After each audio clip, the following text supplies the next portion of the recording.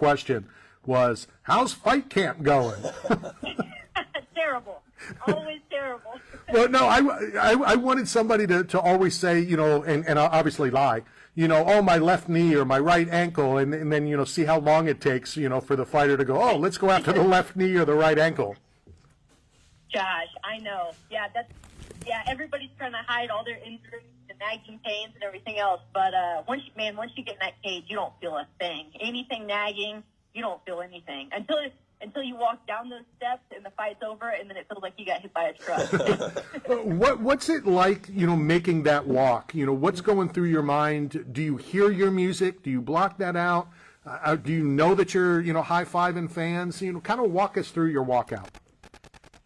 Yeah, I'm really focused. I'm visualizing the whole fight walking down. I'm feeling the energy of the crowd and letting it motivate me and just kind of fuel me. The hardest part, honestly, of my UFC career was fighting at the Apex because it was so quiet.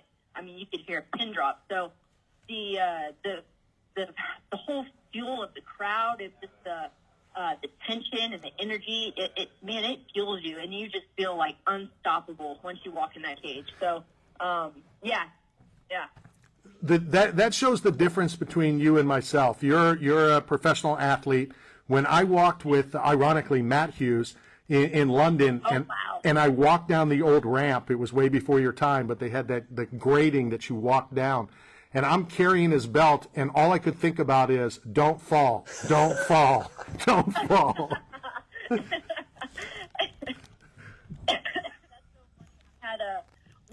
One of my very first fights with Fortis, I had one of my coaches step on my shoes, and I almost lost it. And then I had to, still in front of the camera, still try to situate my foot back in my shoe, and then try to act like everything was cool and I was okay. But that makes me laugh. No.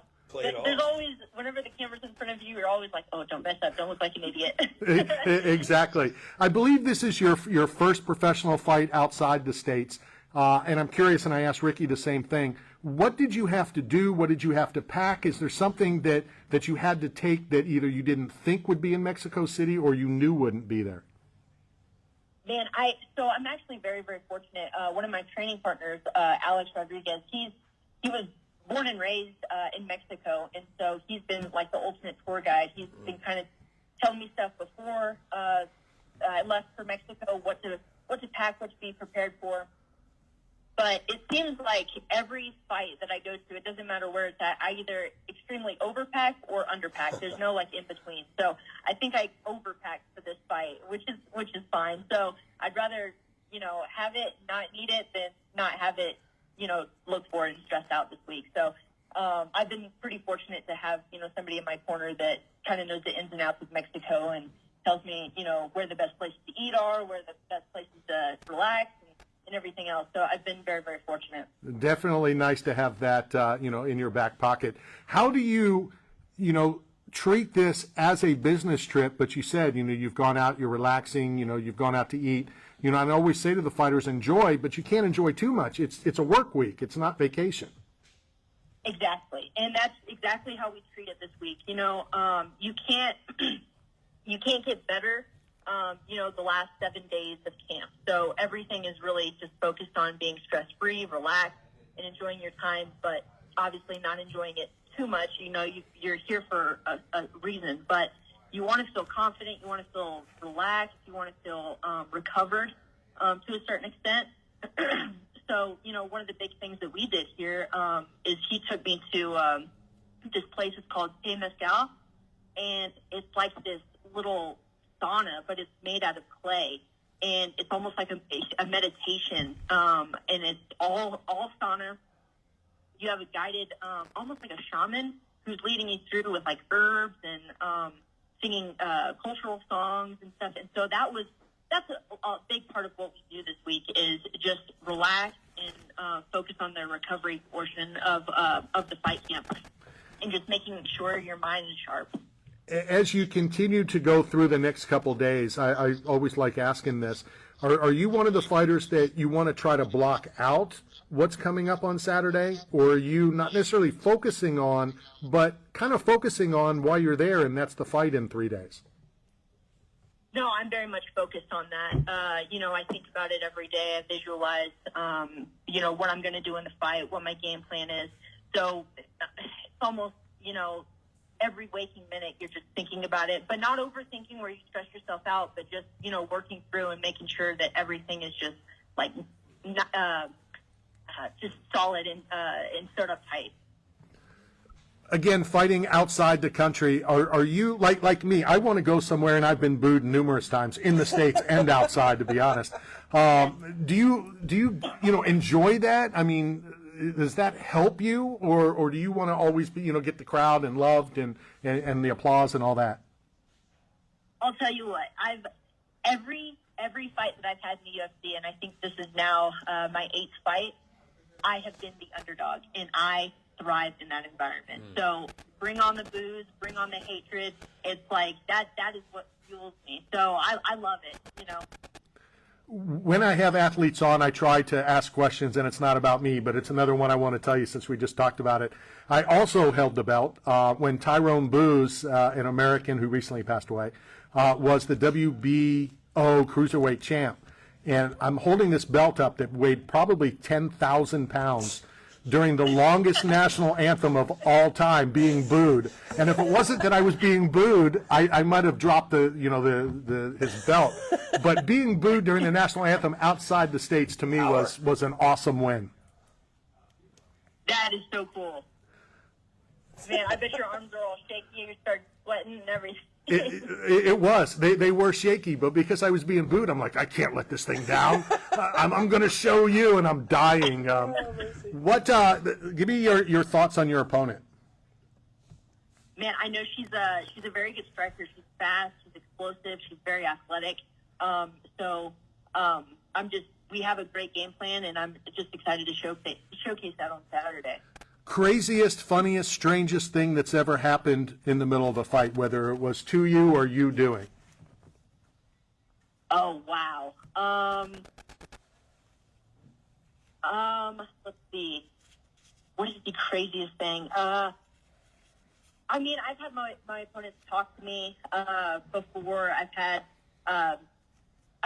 in one of my fights, you guys know, like, I'm a cardio monster. I just push the pace and keep walking forward. But I remember specifically in one fight, she took a deep breath and kind of exhaled.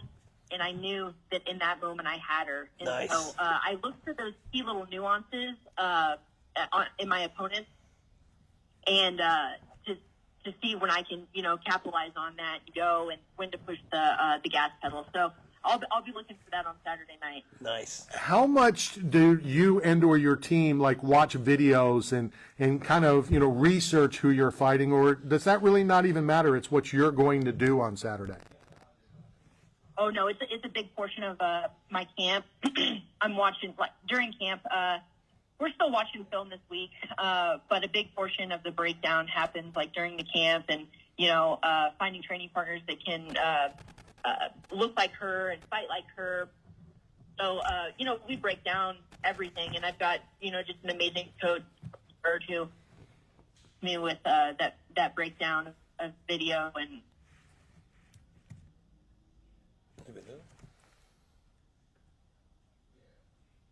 Sam, are you still there? and everything else. Okay, perfect. But yeah, I'm still here. Okay. Can you hear me? Yeah, it's the long cord. It's the long cord from the United States to Mexico City. Can you explain to me why so many fighters, fight week, cutting weight, getting ready to weigh in on Friday, watch the Food Network on Thursday? Oh, my. Man, I am one of those fighters. I think we are just gluttons for punishment and masochistic. That's the only thing I watch fight week. Besides some film and things like that, it's just, I think we love to feel that, just pain. We drive in looking for the word. Wanting and sacrificing. And so, and it's so funny because we're like, man, I can't wait to have that. I can't wait to have that. And then once the fight's over, we're like, yeah, I'm actually good. I don't actually want any of that. Exactly. We broadcasted from Vegas in the Super Bowl, 2 weeks ago now, and we had one of the top chefs on, Brian Fataggio, And I told him that all these fighters, and he couldn't believe it. He's like, that's the strangest thing I've ever heard. And I said, all fighters watch the Food Network. Every fighter I know watches the Food Network. Crazy stuff. In closing, Sam, what can the fans expect to see when you get back in and do your thing in the octagon on Saturday? Man, expect a show. Expect me to look like somebody that I've never looked like before. I'm going to be fast. I'm going to be strong. I'm going to look like somebody brand new, and I'm going to put everybody on notice. Nice. Awesome. We can't wait. Thank you very much for your time. Enjoy the week. Enjoy your reward on Saturday. I know we have your address. We're going to send you a care package from 8 Man Strong, as well as some product from Bucked Up Energy Drink. And thank you for your time, and enjoy Saturday. Guys, thank you so much. I appreciate y'all. Thank you very much. Sam Hughes back in the octagon, UFC Fight Night, Mexico City. And I like how both athletes, and I'm sure most of the athletes, have gotten there early, because of the atmospheric conditions that they will be under on Saturday. All right, let's go hit our final break of the afternoon, coming to you live from the makeshift equipment here at the Cool Breeze AC broadcast facility. This is Knockout Radio, brought to you by 8 Man Strong, Staff Zone, Bucked Up Energy Drink, and BioAccelerator.